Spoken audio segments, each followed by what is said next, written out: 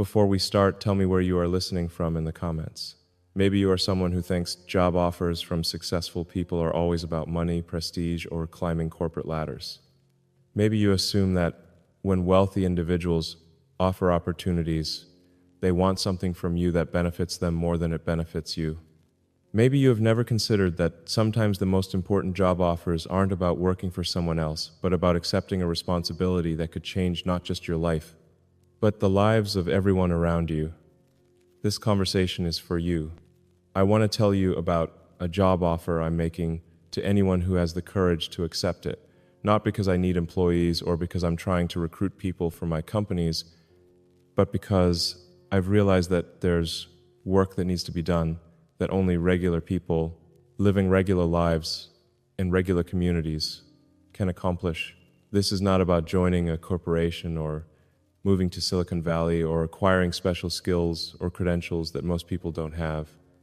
This is about something much more important and more achievable: accepting responsibility for becoming the kind of person your community needs during challenging times, and doing work that matters more than any job title or salary could ever reflect. The job I'm offering you is simple to describe but challenging to do well.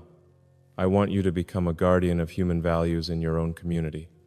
Not a leader or an expert or someone with special authority, but someone who takes responsibility for preserving and modeling the qualities that make life meaningful and communities strong. This job doesn't come with a salary, but it comes with something more valuable: the knowledge that your life is making a real difference in ways that will matter long after you're gone, and the satisfaction that comes from living according to your deepest values rather than just pursuing goals that seem impressive to other people. Let me explain what this job involves and why I believe it's the most important work anyone can do, regardless of what they do for their official career or how they earn their living. The job I'm offering requires you to become someone who maintains hope and perspective during difficult times, who helps other people remember what's truly important when they're overwhelmed by problems that seem insurmountable, and who demonstrates through your daily choices that it's possible to live with integrity and purpose even when circumstances are challenging. This means being the person in your family who stays calm during crises, who helps others find solutions rather than just complaining about problems, who maintains faith in the possibility of positive change even when current evidence suggests otherwise. It means being the neighbor who checks on elderly people during extreme weather, who helps families in need without expecting recognition or repayment, who organizes community efforts to address local problems rather than waiting for government programs or outside organizations to provide solutions. It means being the friend who listens without judgment, who provides support during difficult periods, who celebrates others' successes without envy, and who maintains relationships based on genuine care rather than what people can do for each other. Most importantly, it means being someone who lives according to principles that transcend immediate convenience or advantage, someone whose word can be trusted, whose actions reflect their stated values, and whose presence makes other people feel more hopeful about humanity rather than more discouraged. The reason I'm offering this job to you specifically is not because you have special qualifications or because you've demonstrated exceptional virtue in your past choices. It's because I believe every person has the capacity to become someone who makes their community stronger, and because the work I'm describing is desperately needed everywhere by people from all backgrounds and circumstances. But I also want to be honest about why this job is more challenging than it might initially appear. Living as a guardian of human values means making choices that often conflict with what seems easy, profitable, or socially accepted. It means choosing to be patient when everyone around you is rushing, choosing to be generous when resources are limited, choosing to tell the truth when lies would be more convenient, and choosing to maintain hope when pessimism feels more realistic. It means standing up for people who are being treated unfairly, even when doing so might create conflict or make you unpopular. It means working to understand different perspectives rather than just defending your own opinions. And it means admitting when you're wrong rather than protecting your ego. Perhaps most difficult of all, it means taking responsibility for problems that you didn't create and that aren't officially your job to solve, simply because you're in a position to help. and because no one else is stepping forward to address situations that are affecting people you care about. The job I'm offering you became clear to me through a series of experiences over the past year that taught me how much difference individual people can make when they decide to take personal responsibility for the well-being of their communities. I was visiting a small town in Ohio where economic changes had left many families struggling with unemployment, foreclosures, and the general despair that comes from feeling like their community was dying and there was nothing anyone could do about it. The local manufacturing plant had closed 2 years earlier, taking with it not just hundreds of jobs, but the economic foundation that had supported local businesses, funded community programs, and provided the tax base that kept schools and public services operating effectively. Walking through the downtown area, I saw empty storefronts, houses with foreclosure notices, and the kind of quiet desperation that settles over places where people feel like they've been forgotten by the broader economy and abandoned by the institutions that were supposed to protect them. But in the middle of this challenging situation, I met several people who had decided to become guardians of human values in their own neighborhood, and their individual choices had created ripple effects that were transforming the entire community in ways that no government program or outside investment could have achieved. One was a retired teacher named Margaret, who had started a free tutoring program in her living room for children whose families couldn't afford educational support. What began as helping 3 neighborhood kids with homework had grown into a community learning center that served dozens of families and had become a hub for broader community organizing and mutual support.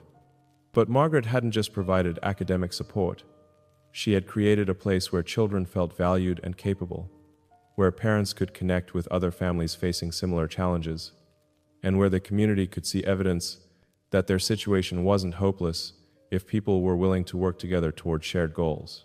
When I asked her how she had managed to create such an impactful program with no budget and no institutional support, she said, "I realized that waiting for the school system to get more funding or for some nonprofit to come in and solve our problems wasn't realistic. These children needed help now, today, and I had the skills and the time to provide it. But what I discovered was that once you start helping people, they want to help too. Parents started volunteering to help with transportation and snacks. Older students started helping younger ones. Community members started donating supplies and equipment. The program grew because it filled a real need and because people could see it was making a real difference." Another was a man named Carlos who had lost his job at the manufacturing plant but had used his mechanical skills to start fixing appliances and vehicles for neighbors at cost, accepting payment in the form of help with community projects when people couldn't afford to pay cash. Carlos had become the person people called when they had practical problems they couldn't solve themselves, but he had also become someone who helped maintain the informal networks of mutual support that kept the community functioning when formal economic systems weren't providing what people needed. His workshop had become a gathering place where men who were struggling with unemployment could maintain their sense of usefulness and purpose by helping each other solve practical problems, and where skills were shared and relationships were built that created opportunities for collaboration on larger projects. I could have been bitter about losing my job and just focused on finding another one somewhere else, Carlos told me. But I realized that this community had been good to me for 20 years, and now it needed people who were willing to invest in its future rather than just looking for ways to escape. When you help your neighbors solve their problems, you're not just fixing appliances, you're fixing the social fabric that holds communities together. Every time someone gets their washing machine working again, instead of having to buy a new one they can't afford, that's money that stays in the community instead of going to some corporation. A third was a woman named Sarah who had organized a community garden on vacant lots that were making the neighborhood look abandoned and hopeless. The garden provided fresh food for families who couldn't afford adequate nutrition, but it also provided a reason for neighbors to work together toward a shared goal and to take pride in improving their surroundings. Sarah had no background in agriculture or community organizing, but she had researched urban gardening methods, negotiated with property owners to use abandoned lots, and convinced dozens of families to contribute time and effort to a project that many people initially thought was unrealistic or naive. People told me that trying to grow food in the city was a waste of time, that the soil was contaminated, that vandals would destroy everything we planted, Sarah explained. But I figured that even if the garden failed, the worst thing that would happen was that we would have spent time working together and beautifying our neighborhood. What actually happened was that the garden became a symbol of what was possible when people decided to take control of their own situation instead of just waiting for someone else to solve their problems. Kids learned where food comes from. Families saved money on groceries. Neighbors got to know each other and started collaborating on other projects. But what impressed me most about these three people was not just what they had accomplished individually, but how their separate efforts had begun to reinforce each other and create a network of mutual support that was addressing multiple community needs simultaneously. Children who attended Margaret's tutoring program also helped with the community garden, learning practical skills while also getting academic support. Parents who volunteered with the Learning Center also brought their appliances to Carlos when they needed repairs, creating economic activity that kept money circulating within the community. The garden provided fresh vegetables for community meals that brought people together to discuss other projects and challenges. And these gatherings became opportunities for organizing responses to problems like housing code enforcement, traffic safety, and voter registration. None of these people had special training, significant resources, or official authority to address the problems their community was facing. They had simply decided to take personal responsibility for making things better rather than waiting for someone else to provide solutions. But their individual choices had created a network of mutual support and community pride that was helping dozens of families get through economic difficulties with their dignity and hope intact, while also demonstrating to the broader community that positive change was possible when people were willing to work together. When I asked Margaret why she had started the tutoring program, she said something that captured exactly what I mean by becoming a guardian of human values. I realized that complaining about the problems wasn't going to solve anything, and waiting for the government or some organization to fix everything wasn't realistic. But I could do something right now, today, that would make life better for the children in my neighborhood. And once you start doing something positive, you realize that there are other people who want to help too, but they were just waiting for someone to show them how to get started. The most important thing is taking that first step and trusting that other people will join you when they see that you're serious about making a difference. This is the essence of the job I'm offering you. Identifying something you can do right now, today, that would make life better for the people in your community, and then taking responsibility for doing it consistently rather than waiting for ideal conditions or perfect solutions. The work doesn't require you to quit your current job or make dramatic changes to your lifestyle. It requires you to look for opportunities to help, to support, and to model the values you want to see more of in the world, using whatever resources and capabilities you currently have. Maybe you're good with children and could provide childcare support for single parents who are struggling to manage work and family responsibilities. Maybe you have practical skills that could help elderly neighbors maintain their homes and independence. Maybe you're a good listener who could provide emotional support for people going through difficult transitions. Maybe you have organizing skills that could help coordinate community responses to local problems, or communication skills that could help bridge differences between people who disagree about important issues. The specific form your work takes matters less than your commitment to doing it with consistency, generosity, and genuine care for the people you're trying to help. But let me share another example that illustrates how this work can take very different forms, depending on individual circumstances and community needs. Because I want you to understand that there are many ways to accept this job offer, regardless of your background or current situation. But I want to be clear about what accepting this job offer means for your own life, because the benefits are not just about helping others. They're about becoming the kind of person you can be proud of being, regardless of what else you accomplish or fail to accomplish. When you become a guardian of human values in your community, you stop waiting for external circumstances to improve before you can be satisfied with your life. You find meaning and purpose in your daily choices rather than just in your long-term achievements. You develop relationships based on mutual care and respect rather than just convenience or advantage. You build a reputation for reliability and integrity that makes people glad to know you and eager to work with you on projects that matter. Most importantly, you create a legacy that extends beyond your own lifetime because the values you model and the support you provide help other people become stronger, more hopeful, and more capable of contributing to their communities in positive ways. The job I'm offering you doesn't end when you retire, and it doesn't become irrelevant when your circumstances change. It's work that becomes more important and more satisfying as you gain experience and develop deeper relationships with the people around you. It's also work that creates a ripple effect that extends far beyond what you can see directly. When you model integrity, generosity, and hope in your daily interactions, you influence not just the people you help directly, but also their families, their friends, and everyone who observes your example. Children who see adults taking responsibility for community problems learn that individual actions matter and that they have the power to make positive changes in their own lives and communities when they become adults. Other adults who see you choosing to help rather than just complaining about problems are more likely to look for their own opportunities to contribute, creating a network of mutual support that makes the entire community more resilient and more hopeful.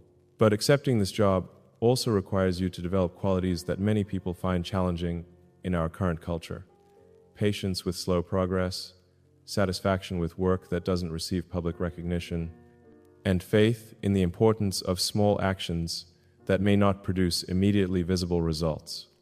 It requires you to measure your success not by external rewards or achievements, but by internal indicators, like the quality of your relationships, the consistency between your values and your actions, and the sense of purpose and meaning you experience in your daily life. It requires you to be willing to invest time and energy in activities that benefit other people without expecting direct reciprocity, and to find satisfaction in contributing to goals that are larger than your individual interests or immediate needs. Perhaps most challenging of all, it requires you to maintain hope and continue working for positive change, even during periods when broader social and economic trends seem discouraging, or when your individual efforts seem insufficient to address the scale of problems your community faces. But these challenges are also what make this work meaningful and transformative for the people who accept it. When you learn to find purpose and satisfaction through service to others, you become less dependent on external circumstances for your emotional well-being, and more capable of maintaining perspective and hope, regardless of what's happening around you. The job offer I'm making to you is a chance to be part of something larger than yourself while also becoming the best version of yourself. It's an opportunity to discover capabilities you might not know you have, and to experience the satisfaction that comes from knowing your life is making a real difference. But accepting this job requires you to stop waiting for someone else to take responsibility for the problems you see around you, and to start looking for ways you can contribute to solutions using whatever resources and abilities you currently possess. It requires you to choose hope over cynicism, action over complaint, and service over self-interest. Not because these choices are always easy or immediately rewarding, but because they're the foundation for the kind of life and the kind of community that make existence meaningful and worthwhile. This job offer is available to you right now, today, regardless of your age, your background, your current employment status, or any other circumstances that might seem to limit your options. The only requirement is your willingness to accept responsibility for making your corner of the world a little better than it was before you arrived. Share this job offer with someone who might be ready to stop waiting for others to solve problems and start taking personal responsibility for making their community stronger and more hopeful. Subscribe if these conversations help you think about the difference between having a job and doing work that matters, and about the opportunities available to anyone who's willing to take responsibility for the well-being of their community. And remember, the most important work in the world is often done by people who never receive official recognition for their contributions, but whose daily choices create the foundation that makes everything else possible. Are you ready to accept this job offer? Are you prepared to become a guardian of